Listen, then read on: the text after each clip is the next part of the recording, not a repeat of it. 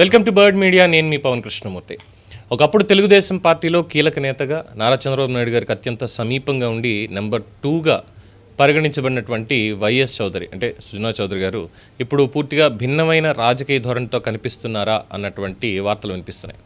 Telugu Desam party నుంచి బయటికి వెళ్ళిన తర్వాత భారతీయ జనతా పార్టీలో చేరిన తర్వాత ఆయన వ్యాఖ్యలు, ముఖ్యంగా సోషల్ మీడియాలో ఆయన చేసేటువంటి పోస్టులు అన్నీ కాస్త కొత్త చర్చలకి దారితీస్తున్నాయి అంటున్నారు. విశాఖలో Google AI hub, IT hub శంకుస్థాపన సందర్భంగా చేసిన 2 ట్వీట్లలో ఒక దాంట్లో పాక్షికంగా చంద్రబాబు నాయుడు గారిని ప్రస్తావిస్తూ పూర్తిగా అది కేంద్ర నాయకత్వాన్ని మాత్రమే హైలైట్ చేశారు. నరేంద్ర మోడీ, అశ్విని వైష్ణవ్ పేర్లను ప్రస్తావిస్తూ అభినందనలు తెలిపారు. అదే కార్యక్రమంలో పాల్గొన్నటువంటి చంద్రబాబు నాయుడు గారి గురించి ఒక పాయింట్లో, ఇక మిగతా దాంట్లో ఎక్కడా కూడా కనీసం ఐటీ మంత్రి నారా లోకేష్ గురించి కానీ అక్కడ ఉన్నటువంటి మిగతా పెద్దల గురించి కానీ ప్రస్తావించకపోవడం గమనార్హం. అంటే ఇది ఒక మిస్గా చూడాలా, లేదంటే రాజకీయ సందేశంగా అర్థం చేసుకోవాలా అన్నదే చర్చనీయాంశంగా మారుతోంది. ఎందుకు అనంటే ఆయన ట్వీట్లలో చూస్తే ఒకసారి నిన్న ఏప్రిల్ 28వ తేదీన వేసినటువంటి ఒక ట్వీట్లో ఆయన ముఖ్యంగా చేసినటువంటి వ్యాఖ్య, విశాఖపట్నం వేదికగా 1000 మెగావాట్ల భారీ సామర్థ్యంతో 135,000 కోట్ల అపార పెట్టుబడితో నిర్మితమవుతున్న గూగుల్ డేటా సెంటర్కి శంకుస్థాపన జరుగుతుండడం రాష్ట్ర ప్రగతిలో ఒక చారిత్రాత్మక ఘట్టం. గౌరవ ప్రధానమంత్రి నరేంద్ర మోడీ గారి నాయకత్వంలోని కేంద్ర ప్రభుత్వ సంపూర్ణ సహకారం, గౌరవ ముఖ్యమంత్రి ఆంధ్రప్రదేశ్ శ్రీ నారా చంద్రబాబు నాయుడు గారి దూరదృష్టితో ఆంధ్రప్రదేశ్ నేడు గ్లోబల్ ఏఐ డేటా సెంటర్ హబ్గా అవతరిస్తోంది. ఈ భారీ ప్రాజెక్టు ద్వారా విశాఖ కేంద్రంగా ఉత్తరాంధ్ర రూపురేఖలు మారడమే కాకుండా మన యువత వేలాదిగా ప్రత్యక్ష మరియు పరోక్ష ఉపాధి అవకాశాలు లభించబోతున్నాయి. ఇది ఒక ట్వీట్ ఆయన వేసినటువంటిది. ఇక సెకండ్ ట్వీట్ దీంట్లోకి వచ్చేసరికి, గౌరవ ప్రధాని శ్రీ నరేంద్ర మోడీ గారి నాయకత్వంలో ఆంధ్రప్రదేశ్ అభివృద్ధి పథంలో దూసుకుపోతోంది అనడానికి ప్రత్యక్ష సాక్ష్యం నేడు విశాఖలో జరిగిన గూగుల్ డేటా సెంటర్ శంకుస్థాపన. దీంతోపాటు కేంద్ర మంత్రివర్యులు శ్రీ అశ్విని వైష్ణవ్ గారు వెల్లడించినట్లుగా పలు కీలక రైల్వే ప్రాజెక్టులు రాష్ట్ర ముఖ చిత్రాన్ని మార్చబోతున్నాయి.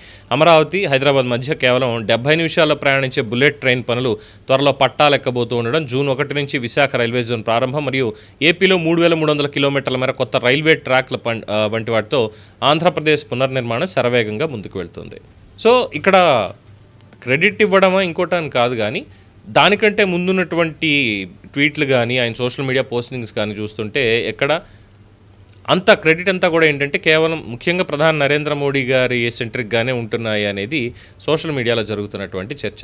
సో ఈ విశాఖ ప్రాజెక్ట్కి వచ్చేసరికి ఒక ట్వీట్లోనేమో దూరదృష్టి అనేటువంటి ఒక మాట యూజ్ చేసిన, సంపూర్ణ సహకారం అంటూ నరేంద్ర మోడీ గారికి దీని పూర్తి క్రెడిట్ ఇవ్వడం అనేటువంటిది కూడా అందులో చేశారు. ఇక రెండో దాంట్లో కేవలం అశ్విని వైష్ణవ్ గారిది, అలాగే నరేంద్ర మోడీ గారిది తప్ప ముఖ్యమంత్రి గారి గురించి, ఐటీ మినిస్టర్ ఆయన చూపించినటువంటి చొరవ, వీటి గురించి ఎక్కడ మాట్లాడలేదు. సో ఇదే ప్రస్తుతం చర్చనీయాంశం అవుతోంది. ఎందుకంటే ఈ ప్రాజెక్టు రాష్ట్ర ప్రభుత్వం ప్రయత్నాలు, కేంద్ర సహకారం కలయికగా వచ్చింది అనేది అందరికీ తెలిసిందే. అలాంటప్పుడు రాష్ట్ర నాయకత్వాన్ని పూర్తిగా పక్కన పెట్టేసి కేవలం కేంద్రానికి మాత్రమే ఈ క్రెడిట్ ఇవ్వడం అనే దాని వెనకాల ఒక స్పష్టమైన రాజకీయ ఎజెండా ఉంది అనేది చాలామంది విశ్లేషకుల భావన. ఇంకో కోణంలో చూస్తే ఇంకొక ప్రాపగండా ఒకటి నడిపిస్తున్నారు. ఇది ఆయన వ్యక్తిగత అసంతృప్తి అంశం అని ఇక్కడ ప్రస్తావిస్తున్నారు.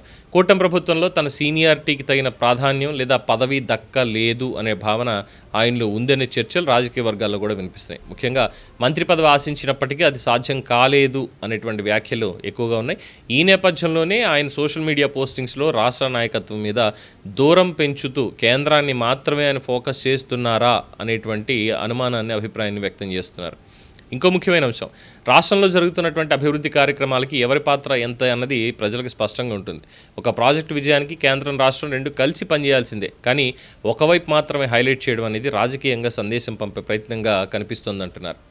సో ఆయన తాజా వైఖరి ఆయన రాజకీయ దిశలో వచ్చిన మార్పును స్పష్టంగా చూపిస్తుందంటున్నారు. ఒకప్పుడు టీడీపీకి అంతర్గతంగా కీలక నేతగా ఉన్న ఆయన ఇప్పుడు అదే పార్టీ నాయకత్వాన్ని ప్రస్తావించకపోవడం, ఇది కేవలం ఒక ట్వీట్ విషయం మాత్రమే కాకుండా ఒక పెద్ద రాజకీయ మార్పుకి సంకేతంగా భావించవచ్చా అని కూడా చాలామంది కామెంట్ చేస్తున్నారు. ఫస్ట్ దాంట్లో చంద్రబాబు నాయుడు గారికి, నరేంద్ర మోడీ గారికి వాళ్ళిద్దరి కృషి అనేటువంటి విధంగా ఆయన మాట్లాడినప్పటికీ సెకండ్ దగ్గరికి వచ్చేసరికి మేబీ ఈ మిస్ఇంటర్ప్రిటేషన్ అయ్యి ఉండొచ్చు. అండ్ మంత్రి పదవి గురించి కూడా చాలామంది ఇప్పటికీ ప్రస్తావిస్తున్నారు. ఆయన పని ఆయన చేసుకుంటూ వెళ్తున్నప్పటికీ కూడా ఎందుకో మంత్రి పదవి రాలేదు కాబట్టే ఆయన ఏమైనా కాస్త అలిగారా, అసంతృప్తిగా ఉన్నారా అన్నటువంటి అనుమానాలని చాలామంది వ్యక్తం చేస్తున్నారు. చూద్దాం దీని మీద మరి ఎలాంటి సమాచారం వస్తుందో, ఇంకా ఆయన కేవలం బీజేపీ సెంట్రిక్గానైనా లేదంటే ఎన్డీఏ కూటమి సెంట్రిక్గా మాట్లాడుతున్నారు అనేది ఆయన ఏమైనా చెప్తారనేది వేచి చూడాల్సిందే. దీని మీద మీ అభిప్రాయం తెలియచేయండి. చూస్తూనే ఉండండి ది బర్డ్ మీడియా.